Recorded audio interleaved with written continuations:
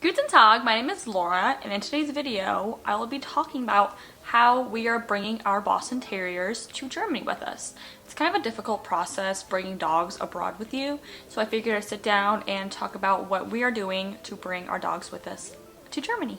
So this is Winnie, and this is Heidi. So any type of smush-faced dog, you are not allowed to put them underneath the airplane. These girls are gonna go on the airplane with us. So I just kind of want to talk about the steps we're taking and what we have to do before we move to get them to Germany. First thing I would do if you plan on bringing your dog with you to your destination is to check to see if your dogs are allowed in that country. Some countries have breed restrictions, so that's definitely the first thing you should do is just make sure your type of dog is allowed in the country you're going to. That was a big thing for us, is just making sure our dogs were able to go to Germany with us. If they weren't able to go, we would not be moving to Germany, but since they're allowed to go, they're coming with. So definitely make sure your dog is allowed to the country you're moving to. Check different airlines to see if they even allow dogs on the airplane. We have 2 Boston Terriers, so any breed like Bostons, Pugs, Bulldogs, Frenchies, they're not allowed to go in the cargo of an airplane. They have to go on the airplane with you. My biggest tip is to make sure the airline you want to fly with allows that, because American Airlines, when we try to book our tickets, I looked on their terms and they do not allow any dog on the airplane besides service dogs. So if your dog can fit in a small size carrier, it's not just smush-faced dogs like Yorkies, any small dog that can fit in a carrier, you can bring on an airplane with you. American Airlines does not allow dogs in a carrier on the plane with you, only in cargo. But since Winnie and Heidi are Boston Terriers and they cannot breathe with the pressure underneath the airplane, they have to go with us on the plane. So I looked at Delta, went on delta.com and looked at their pet restrictions and what they allowed, and they do allow dogs who can fit in a carrier on the plane with you. We bought tickets with Delta. So just make sure your airline allows dogs with you. Not every airline has the same rules, they're all different, so make sure you check that first. Before you even buy your tickets, I would definitely talk to your vet about if this is a good option for your dogs, because some dogs, flying can be very traumatic for them if you don't plan that properly. So definitely talk to your vet before buying tickets and see if it's even a good option for you. The next thing we had to do was find a carrier that fits underneath the airplane and that it's the correct type of carrier. Our biggest hiccup was trying to find a carrier that has 4 sides ventilation. So see all 4 sides, 4 sides, and then the top have ventilation on it. So you can't just go and buy any carrier. But since we're flying from Atlanta to Germany, it's an international flight that's 9 hours. These have 4 sides of ventilation, not just 3 like most carriers do. So make sure you get the right ventilation, because that matters. And then trying to find the right size was really difficult because we had to find our airplane that we are taking, that we're flying with, and look at the seat dimensions for our seats on the airplane to make sure that this carrier fits with the space underneath the seat in front of you. Some airlines are really strict about that, some aren't, but we didn't want to risk it, so we got a carrier with the exact dimensions of the seat dimensions that are posted online, so we can't have any issues with that.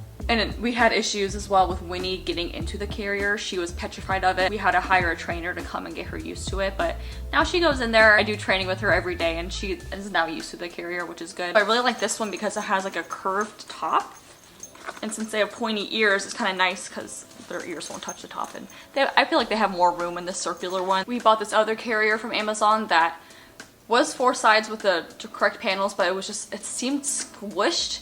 It was the same dimensions, but then I found this one with the curved design and it gives you more room. So we really like this one. I can find the link for it, maybe put it in the description, because we really like this carrier. So I mentioned talking to your vet. The vet we typically take our dogs to, she isn't an accredited veterinarian with the process of taking your dogs abroad with you. So she recommended a vet to me, and they have helped me out a lot with the process and all the documents we need. And she told me this website, afis.usa.gov. It's really awesome because it takes you step by step what you need to do, what documents you need for your dog for each country.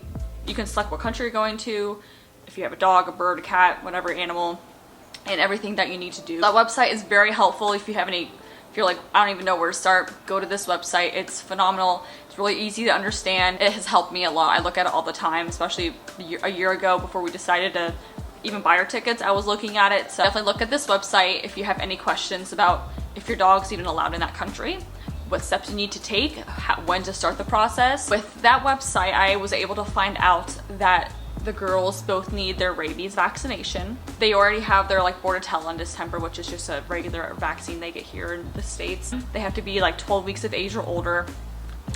My biggest thing was that they both need to have a 15-digit microchip. We got Winnie microchip last year when she got spayed, and thank God it's already the 15-digit one that's required in Germany, because we'd have to microchip her, which would suck. And Heidi, she gets spayed in a couple months, so make sure she gets the correct microchip as well. It has to be the 15-digit microchip, which is, I really honestly had no idea there was other types of microchips out there. But 15-digit microchip, rabies vaccination, and they're obviously over 12 weeks old. So that is no problem there. Winnie and Heidi have to get an EU passport, which, like I said previously, an accredited veterinarian has to sign off on, and we have to take them 10 days prior to when we arrive in Germany. All their documents signed off, and then I'll take that with them, put them in their little carriers on the side in the pockets, and then we'll be going to Germany. It's a lot of steps to do this. I've done a lot of researching to make sure we're doing everything correct, because the last thing I want to do is get to the airport and then get turned away. And Germany doesn't require a 2-week quarantine of the dog. Some countries do require your dogs to quarantine for 2 weeks after you arrive.